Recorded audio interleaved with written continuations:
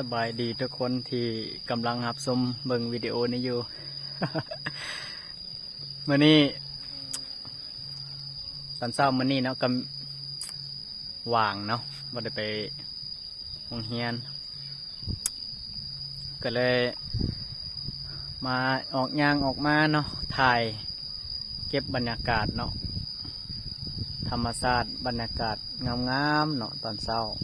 บรรยากาศดีตอนเช้านี่ก็สิพามาเบิ่งเนาะแคมป์ของมาเบิ่งน้ำของเลยช่วงฤดูฝนเดินพกนี่เนาะ ตอนเช้าเดินพกเนาะมื้อนี้ก็เป็นวันที่27เนาะวันที่27เดิน6ปี2024ตอนนี้ก็ฮอดแม่น้ำของแล้วเดี๋ยวเฮาสิแพนกล้องไปให้ทุกคนได้เบิ่งเลยว่าน้ำของขึ้นหลายปานใดนี่น้ำของนะเวลาตอนนี้เลยเนาะเวลา9 โมงเด้อนี่บรรยากาศดีฝั่งนั่นคือฝั่ง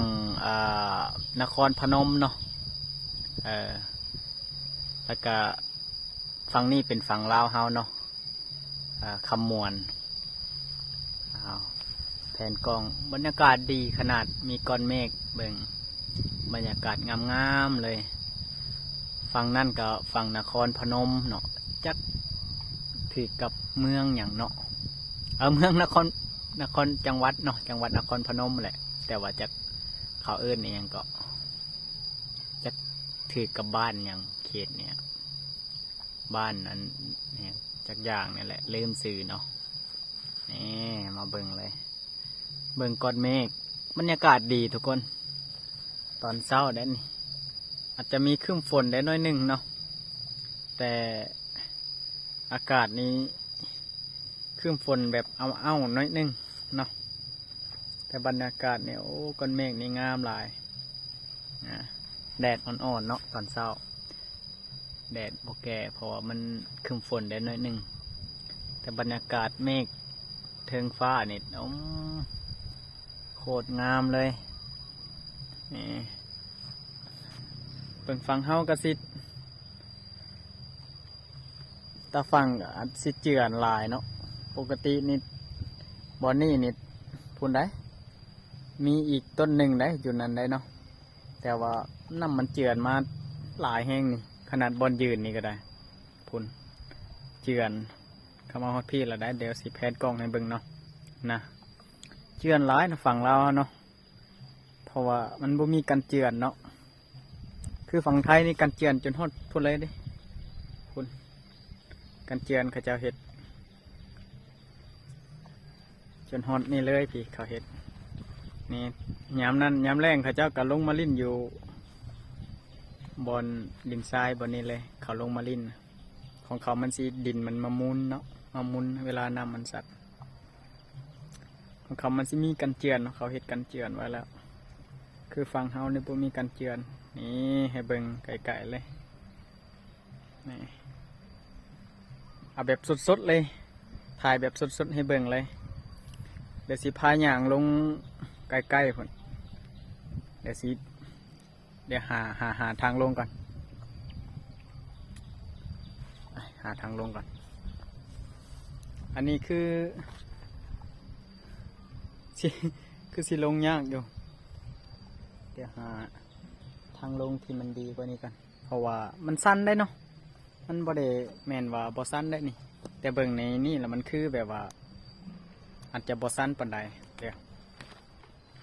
ลงก่อนทางมันหมื่นแน่เนาะทางมันหมื่นแน่มันก็เลยย่านเวลาลงนะเพราะว่าทางมันยันพลาดเนาะ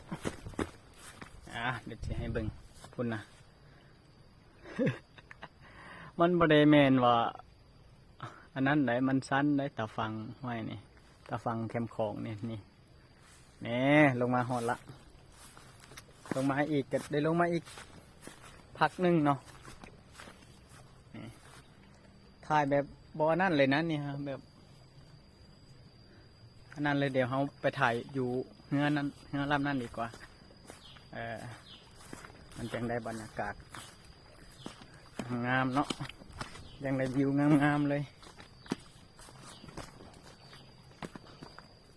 โอ้ตัวนี่จักเนื้อผู้ใดอันนี้ก็ได้เดี๋ยวไปเคาะขึ้นเนี่ยเขาไป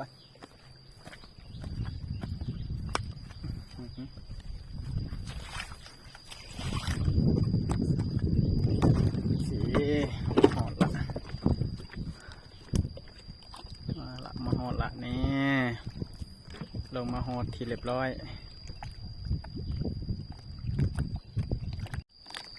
ก็จะมีคน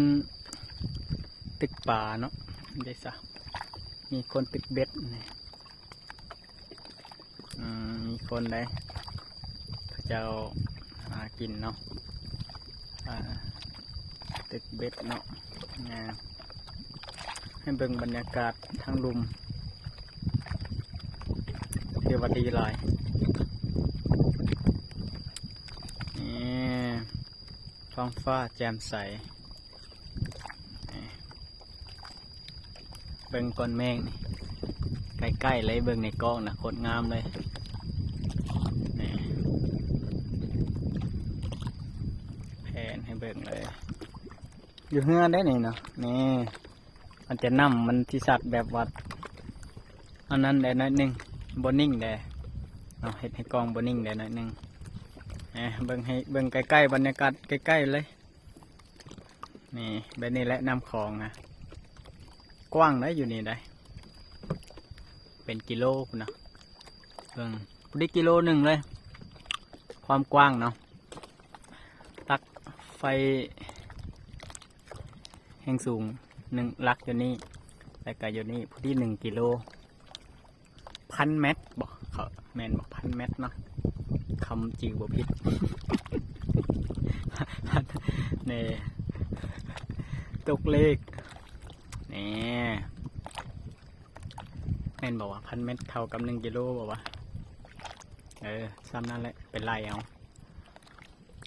นี่มันจะคืมแดดเนาะอากาศมันก็เลยแบบว่ามันก็บ่ค่อยเอื้ออำนวยปานใดแต่ก็งามอยู่ตัวจริงละงามได้ความจริงล่ะแต่ว่าในกล้องนี่มันอาจจะแบบว่ามืดๆแต่น้อยนึงแต่ตัวจริงนะโคตรงามเลยเบิ่งสีเอาไปให้เบิ่งใกล้ๆกัน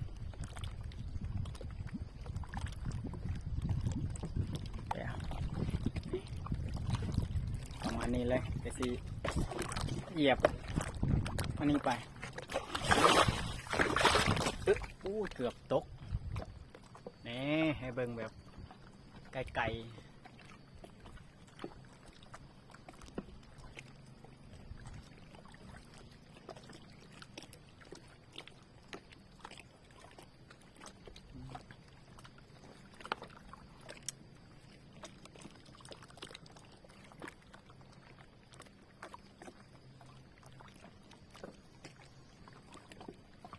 โอ้นี่คือซีล่มนี่แหละ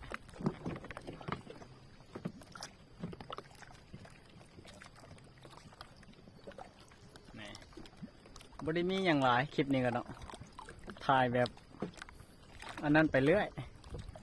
ถ่ายไปเรื่อยอันนี้ก็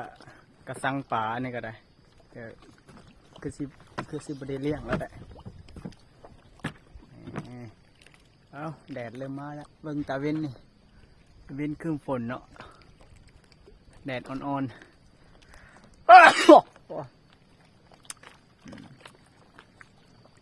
งามได้เบิ่งเนี่ยคนหาป่านี่ชาวประมงหลายโมงเนาะนี่เบิ่งเต็มเลยโคตรงาม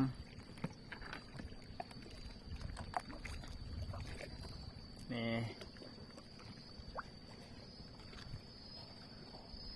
นี่แหละบรรยากาศเนาะอยู่ใน อยู่แคมป์คลองเนาะเบิ่งขึ้นฝั่งกันรู้สึกว่าจะง่ายหลังอยู่ตลอดยืนอยู่เฮือนี่ไผนี่อันบริต่ำเบิ่ง มักสูงๆหนึ่งคุณอ่ะบริตามได้นี่ได้ทางลงกะยะทางขึ้นกะยะทางลงทางขึ้นเนาะ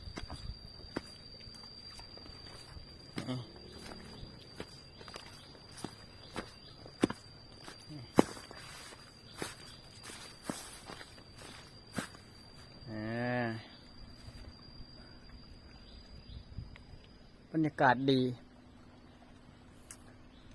สิขึ้นถึงเลยบัดนี้ไปหาเลาะเบิ่งทงหน้าก่อนว่าเขาสิเห็ดบ่ว่าเขาได้เห็ดบ่โอ้อยากพันถอยพาราดมื่นมันมื่นเนาะ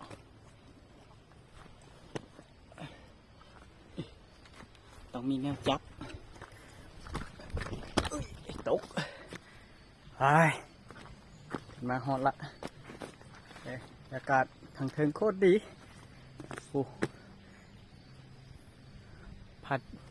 พันพืชเนาะต้นหมอกต้นไม้กะเขียวงามกระจีท้องฟ้ากะงามเบิ่งอีกเท่านึงทางเทิงอันสีงามกว่าเนาะทางลุ่มแสงมันบ่ได้อันนี้ก็เป็นเหือเก่าเนาะเหือเก่าเขาบ่ได้ใส่อุ้ยงูติน่ะงูบ่นะว่ามันตายแล้วบ่นั่นนี่ยังได้น่ะเนาะ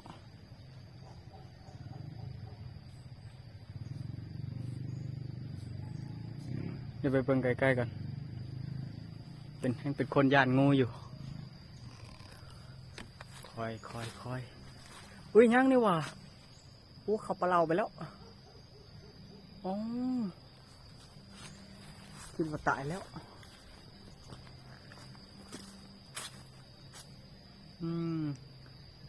ลิฟต์เขาปลาเรากำลังว่าสิไปลักทายแบบว่าอย่ามันอันนี้ก็เป็นห่มเนาะผู้ใดเอาอันขึ้นไปนอนอยู่ทึ่งผู้โหดแท้ห่มต้นลำไยเนาะมีคนเอาห่มไปปูนอนอยู่ทึ่งผู้ก็โพดเนาะนี่บรรยากาศดีๆบรรยากาศดีๆที่ลงตัว